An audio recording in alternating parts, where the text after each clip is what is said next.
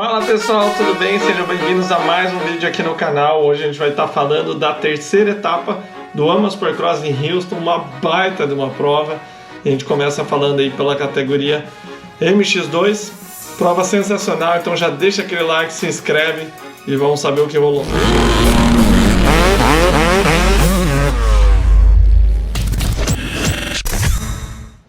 Pessoal, eu tô de férias, como vocês podem ver, eu tô num quarto de hotel. Mas não podemos parar com os vídeos, né, cara? Eu tava dando curso no Espírito Santo esses últimos dias, então não deu para postar muito. Começando pela pista, a galera comentou que o terreno tá diferente do que eles esperavam. Normalmente, no início da temporada, sendo na Califórnia, a pista é mais dura, mais batida. Então, agora como foi em Houston, começou a ficar uma pista com mais trilhos, mais canaletas, mais comida. E as equipes não estavam preparadas para isso, então eles estavam acertando as motos para um terreno mais duro. O Cooper Webb, por exemplo, comentou que estava se batendo um pouco com o acerto da moto e tudo mais. Eles estão testando umas peças novas, por exemplo, o amortecedor traseiro AR, que o Justin Barcia vem correndo. Então são algumas coisas diferentes que o pessoal está tendo que, a cada etapa, ir acertando a moto. Independente de diferença de terreno, esse trabalho nunca para. E falando um pouco do Max Vohland, estreante, o menino está crescendo em resultado, ele está a cada prova andando melhor. Nessa ainda ele teve a chance de liderar a HIT com o Craig e o Nichols vindo de trás, liderou boa parte da HIT, então não importa o que você treine, como o Carmichael disse, nada como liderar uma prova. Então essa experiência é super valiosa. Ainda na prova ele trocou ali posições com o Mosman, que é um cara que joga pesado, ele sabe contra-atacar quando é ultrapassado, então foi muito interessante ver ele, um novato, né? Faz 6 meses que ele saiu da Schoolboy, andava de 125, a Schoolboy, para quem não sabe, é de 12 a 15 anos, né? E agora já está no Supercross profissional, numa moto de fábrica, andando ali no top 5, disputando com um cara que já andou lá na frente. O Mosman já disputou com o Faulkner, se vocês lembrarem, o ano passado, piloto oficial, Gas. Então, muito bacana ver ele andando tão bem. Outro cara que não tem como deixar de falar é o japonês Shimoda. Ele vem sendo bem consistente. Ele não é um piloto acima da média, super talento e etc., mas muito concentrado, não está demonstrando errar muito, vem conseguindo resultados consistentes para Kawasaki, que na verdade agora o Faulkner acabou caindo no treino e se machucando. Levou um baita azar, deu uma pequena encavaladinha, como o Gia sempre fala aqui no canal, enroscou a traseira no Supercross, ela arremessa por cima. E foi o caso. Parece que ele quebrou a clavícula e está fora aí, pelo menos por 30 dias. A não ser que ele opere e corra só pela cirurgia, né, segurando no local. Não acredito que vai ser o caso, mas tem gente que faz isso. O Douglas Paris já fez isso aqui no Brasil, por exemplo. Com 2 semanas de cirurgia ele já correu. E o terceiro lugar foi o Jet Lawrence, piloto super talentoso. Já disse isso diversas vezes aqui no canal. Ele e o Craig são os melhores estilos para mim.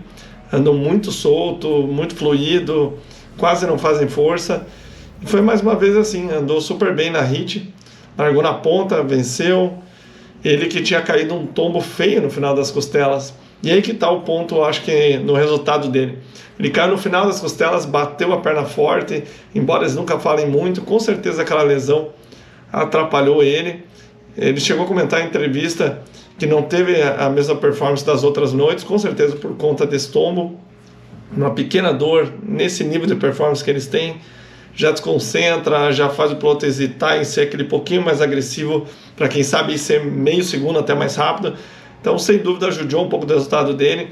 E ainda uma largada estilo Arena Cross aqui do Brasil, né, onde poucos gates têm vantagem sobre os demais. Então, quem estava por dentro tinha um caminho mais curto para a curva. Primeira vez que eu vi algo tão desigual assim no AMA Supercross, para ser sincero.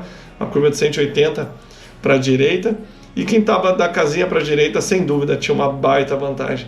E ele acabou largando mal, saiu ali top 10, e os meninos da Star Racing, Colt Nichols e o Craig, pularam os dois na ponta, que são os principais rivais, depois do Faulkner e o Hampshire, que também caiu, se machucou, fora do campeonato, né? Então ele teve que vir de trás, conseguiu um terceiro lugar, que é excelente, mas para um cara que ganhou na terça-feira, na etapa anterior, sem dúvida não é o melhor dos resultados pensando em campeonato, com seus principais adversários na frente. E entrando já no Craig, melhor tempo nos treinos, venceu a hit de ponta a ponta, veio de trás na hit, passou o pessoal, ele ficou meio preso no tráfego, tanto ele quanto o Nichols, mas conseguiu a vitória. Então, por um lado, essa parte de você vir de trás, de uma pista travada, de difícil ultrapassagem, como eles mesmos comentaram, faz você buscar novos locais. Então, para o main event, às vezes até no final das contas, óbvio, você quer largar na ponta e sumir e ganhar, mas acabou sendo uma preparação interessante.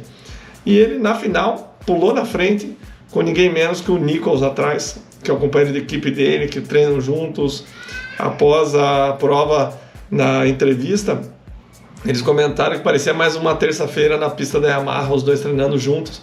Então, o Craig no começo já zarpou, chegou a abrir uma certa distância, mas, cara, o Nichols está mostrando uma gana muito grande do meio para o final, algo, eu diria, similar assim, ao que o Cooper Webb tem, essa gana de final, que a gente já vai falar dele.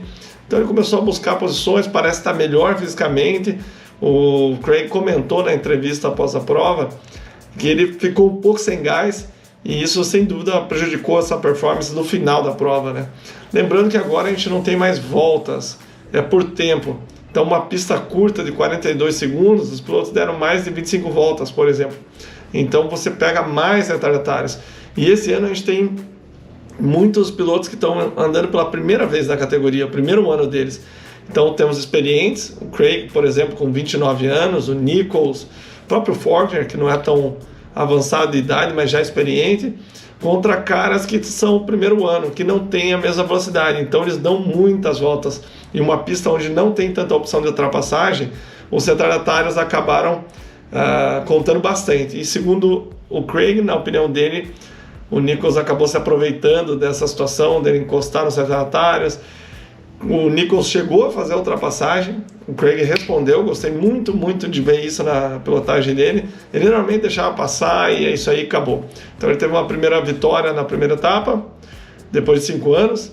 Aí ele não fez uma prova tão boa na segunda etapa, ele meio que deu essa afrouxada, e agora ele teve esse clique de novo, foi para cima, respondeu, fez a ultrapassagem no Nichols, mas realmente o Nichols veio crescendo durante o campeonato. Ele fez um terceiro na primeira etapa, um segundo na segunda, e foi lá, passou o Craig para vencer a prova, primeiro lugar. Esse cara não fala muito, meio under the radar, como dizem em inglês, né? Meio abaixo ali do radar de todo mundo, mas ele está crescendo, está bem confiante e mostrando que está preparado. Mas ele se machuca muito. Vamos ver se esse ano ele vai conseguir ir para frente e levar o título. E o Craig, ele precisa realmente buscar essa agressividade dentro dele. Dá para ver que é uma coisa que ele vem trabalhando, e ele quer muito ter o título esse ano para conseguir uma factory ride, uma equipe de fábrica para o ano seguinte na 450. Lembrando que ele já não é mais um garoto, né? Ele tem 29 anos. E falando agora da categoria 450, Eli Tomac, o atual campeão, na última etapa foi lá e bateu o pó da rapaziada. Não foi muito convincente, na minha opinião.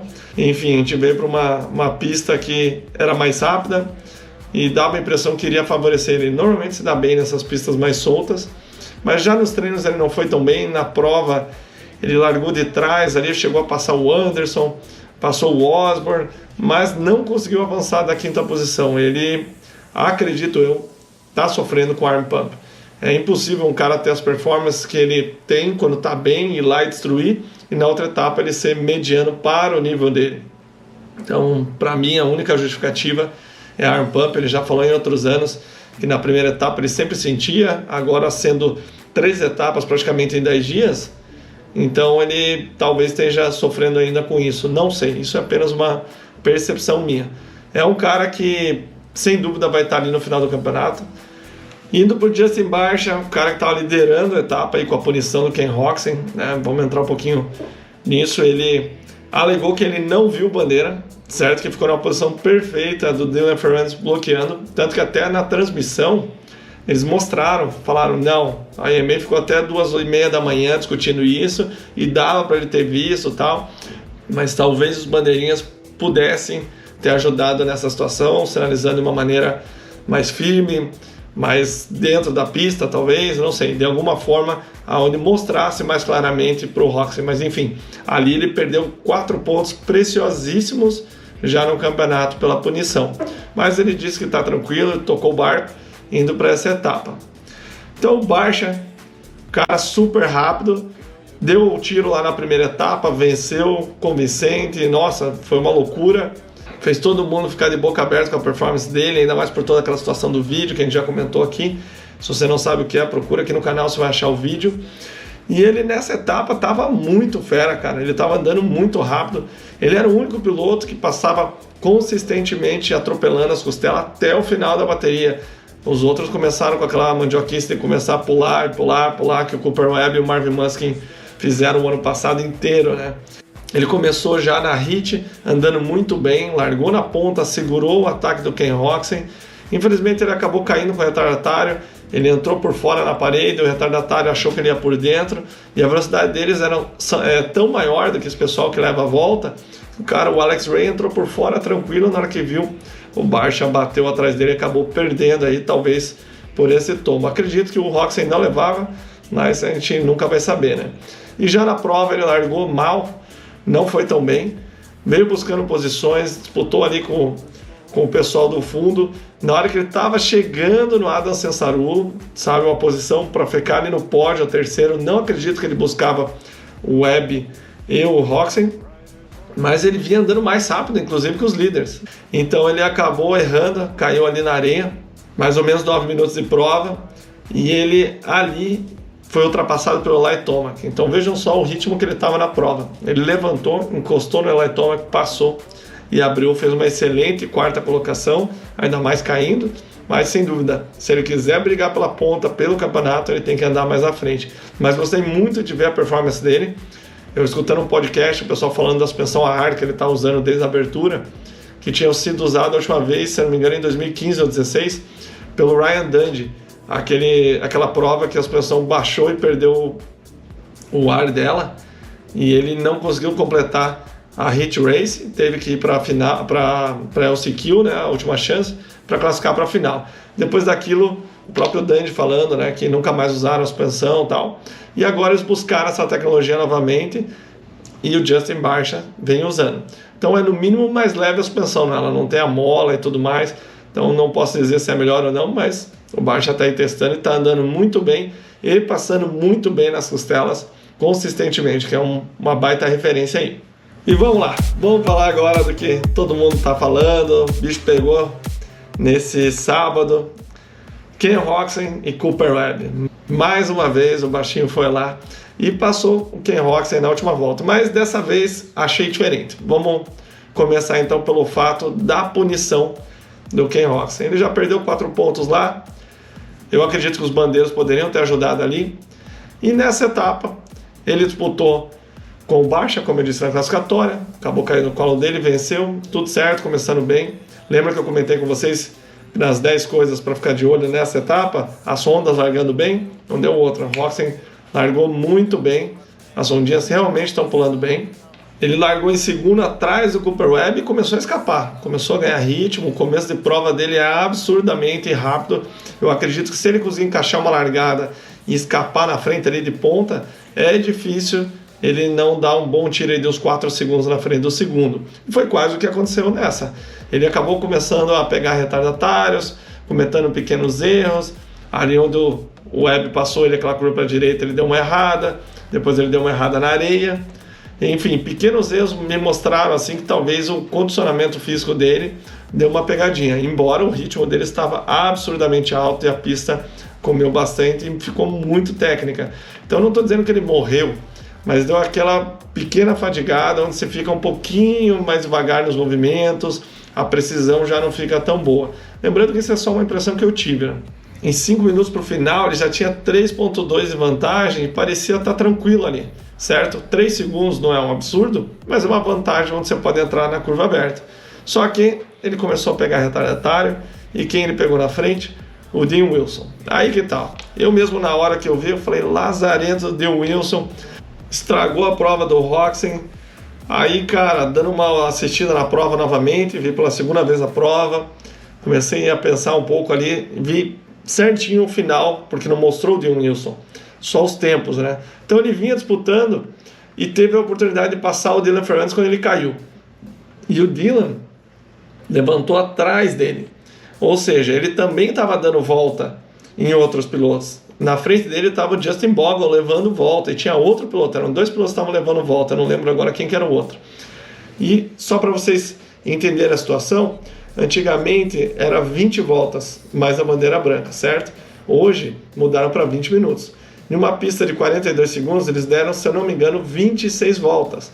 Então essa parte final, realmente o bicho pega, aquele pessoal que não está tão condicionado, ou aquele pessoal que sofre para classificar. Essa é a missão deles, é só classificar, porque eles já têm o dinheiro garantido da premiação, a despesa está tranquila, então não é tanto o resultado na final. Então você pode ver que sempre tem gente devagar na pista.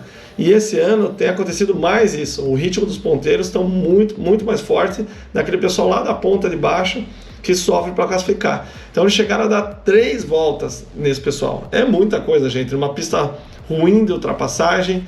Então ele começou a pegar esses retardatários, começou a segurar ele e entra na questão da bandeira que eu falei da primeira punição. Talvez ele não viu a bandeira e nessa situação, quando ele encostou atrás você via principalmente o bandeirinha da largada, não é que ele apontou com a mão e realmente chacoalhou, entrou mais dentro da pista, que eu acho que seria a postura correta, certo?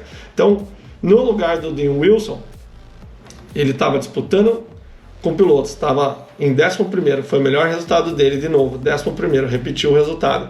Então ele está disputando, ele está competindo. Ele sabe que o Dylan Fernandes está vindo com tudo atrás dele, certo? E ele está vendo bandeira azul, só que lembrando que ele está dando volta em outros pilotos, como o Justin Bogle, certo? Então na cabeça dele, eu acredito que foi um erro honesto, ele realmente não achou que era para ele a bandeira azul, e também não imaginou que era o Ken Roczen atrás. O que eu acredito é que ele realmente pensou que era o Dylan Fernandes atrás e ele estava dando o melhor dele, afinal de contas ele é um Factory Husqvarna. Então, quando o Roczen encostou nele, ele ficou 3/4 de volta atrás, chegou a bater atrás dele naquele kingzinho depois da largada. O Roczen comentou na entrevista após a prova que ele entrou atrás do Dean Wilson no king, ficou por dentro na reta de largada, porque ele realmente achou que o Dean Wilson ia ver a bandeira azul e abrir a curva. Tanto que ele mergulhou, bateu atrás dele no king, e ali é onde começou a ultrapassagem do Webb. Então ele bateu atrás, perdeu a perna, não conseguiu mandar 3, ele pulou 2, foi tentar cruzar para dentro, quase bateu no Dean Wilson e teve que abrir a curva por fora. O Webb, muito inteligentemente, cruzou por dentro e bloqueou ele lá no canto da pista. Aí você olhando o vídeo, até você pode pensar, pô, por que o Roczen não mandou 2 ali e deu X nele, né? Cara, mas é tanta coisa acontecendo. No final de prova, ele já estava puto atrás do Dean Wilson. Ele falou que estava gritando, enfim. E o Dean Wilson não via ele. Então, tudo isso pode ter entrado na jogada ali e ter feito com que ele não tivesse concentrado o suficiente para mandar 2 saídas de curva. Lembrando que a gente sentar no sofá de casa é tudo muito fácil, você está vendo de cima, você tem uma visão de pássaro. Né? Não é ali aquela coisa do capacete, cansado, ofegante, adrenalina a 1000 de última volta, sei lá, passando na cabeça dele, pô, esse baixinho vai me passar de novo, tem todo o rolo das mulheres, né? Enfim, complicada a situação. Então, gente, uma situação de uma prova dessa é muito difícil de analisar a gente sentado, certo? Aí, por outro lado, você pode pensar, como que o Dean Wilson não se ligou, cara? Entendeu como? Bandeira azul, né? Volta um pouco no que eu expliquei. Então, essa foi a minha opinião dos fatos. O pessoal entrou nas redes sociais, arregaçou o Dean Wilson, meu irmão, enfim, toda a galera já queria aposentar o Dean Wilson, e ele é um dos caras mais bacanas dos pilotos, entendeu? Então, realmente, ele, na hora até pensei, pô, será que foi uma jogada do Roger De Coster? Eu vi nos podcasts aí do pessoal Vilopoto falando do De Coster, que ele favorece as marcas austríacas que ele representa. Pô, até pensei, será que o Dean Wilson, né, meio mal na equipe? Vai saber, né? Mas, sinceramente, acho que não. Depois, pensando friamente, eu acho que realmente foi um erro honesto. Ele foi logo em seguida, após a prova, pediu desculpa pro Kenny, que ele odeia ser esse cara que atrapalhou ele, que não tem como voltar atrás, o dinheiro perdido, os pontos perdidos, mas que ele realmente sente muito. Aí o Ken Roczen respondeu, falando, não, eu aceito a sua desculpa, só preste atenção, né, para isso não acontecer de novo, fique atento ao seu redor, né, na prova, ou seja, fique ligado, cara, não faça cagada de novo. No final tudo certo, gente, mais uma baita de uma prova. Cara, meu coração tava na boca na última volta, assim como o de vocês, imagino eu, tava gritando assistindo a prova, falando com a pesada lá no grupo, Christopher, Lucas, meu irmão, o Celhors, todo mundo doido na prova lá, nossa, né, FDP, como que ele fez isso com o Roxen, não acredito que o Roxen deixou de novo, galera me mandando mensagem no Instagram, cara, foi uma loucura, e que tesão que a prova foi assim, olha só que legal a interação, né, não foi tão legal pro Dean Wilson, né, e pro Roxen perdeu, mas pra gente como fã, foi incrível. Eu torço para um Barchen lá de novo, o Sensarulo ir lá e ganhar a prova, o Osmar que andou muito, ou ele anda muito ou anda mal, né? O Anderson entrar lá no meio, enfim, tem muito cara bom, mas está se desenhando para os mesmos caras que a gente já espera vencer o campeonato, tá ali na frente. E pessoal, muitos de vocês têm pedido imagem aqui, que nem eu fazia a telinha no cantinho. Esse é um dos motivos que eu parei de fazer daquele formato, porque me dá muito trabalho. E meu parceiro Thiago do Show Radical, ele está fazendo transmissão ao vivo, então entra no site dele, entre no Telegram, no grupo dele e assista a prova ao vivo, é gratuito, então se você não assiste lá, fica mais difícil de você entender o que eu estou falando. Então, a partir do momento que a gente tem essa parceria com o site dele e ele faz a divulgação, para mim ficou melhor ainda, é só complemento e dou minha opinião, muito parecido com o que o pessoal lá faz lá fora. Eu particularmente curto muito mais, podia ficar uma hora que eu me controlo para parar o vídeo em torno de 20, 25 minutos, que já é muita coisa, mas espero que vocês estejam gostando. Vamos falar mais Supercross, um grande abraço, a próxima etapa agora é só no sábado, vai ser numa nova pista, vão ser 3 etapas no mesmo local, assim como foi no Texas, me fugiu o nome da cidade, Indianápolis, se não me engano. Então vai ser um terreno diferente, é para ser mais macio, é para comer mais, mas depende muito de chuva e tudo mais, tá certo? Então um abraço, galera, fiquem com Deus e vamos assistir uma Supercross que tá fera demais.